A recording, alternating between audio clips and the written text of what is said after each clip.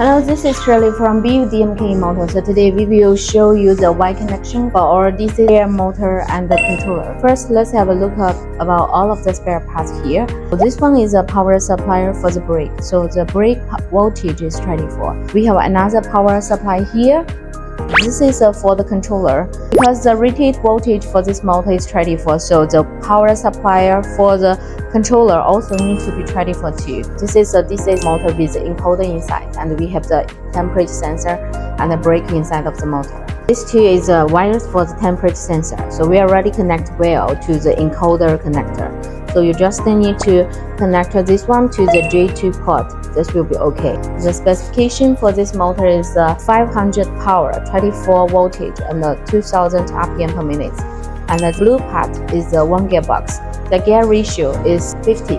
So it means the rated speed after the gearbox is 40 RPM per minute. This is a controller for the motor, and this is the PC software.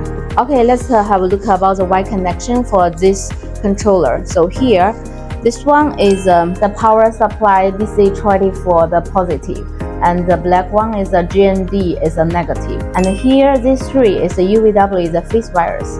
The red color is U, yellow color is V, black color is W. And here, J2 is the encoder wires. Very easy for us. Just connect here and fix these two screws here will be okay. And here is a J3. You just wire the signal which you need. The J6 is the RS232. We need to connect this one. Use the RS232 transfer to USB and to connect her with the computer. This is a PC software on the computer. You can get all of the information for the motor and controller from the DC software, such as speed, current. Also, you can change the direction, and also you can audit all of the data here. Okay, let's power on and have a look.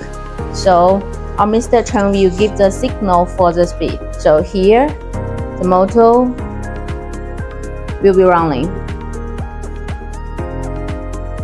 Okay, and another direction.